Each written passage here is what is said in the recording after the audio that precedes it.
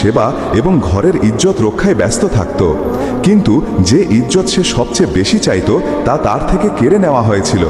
শাশুড়ি জোহরা বেগমের নির্মম দৃষ্টি এবং তীক্ষ্ণ জিহ্বা আয়েশার জীবনকে দোজক বনিয়ে রেখেছিল।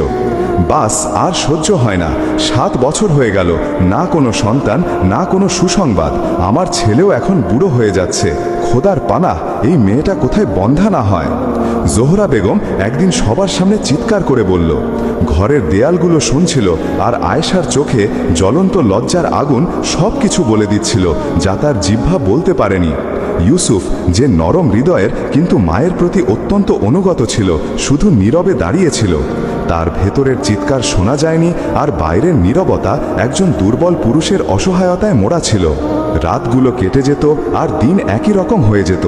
আয়েশা সকালে তাড়াতাড়ি উঠত, ঘর পরিষ্কার করত, নাস্তা বানাতো এবং মাঝির কথা শুনত। গ্রামের মহিলারা প্রায়ই এসে বিষাক্ত কটাক্ষে তাকে কষ্ট দিত।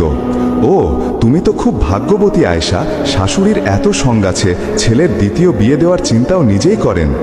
এই কথাগুলো আয়েশার হৃদয়ে ছুরি মারত, কিন্তু সে সিজদা আর ধৈর্যের সাহায্যে নিজেকে সামলে রাখত। তারপর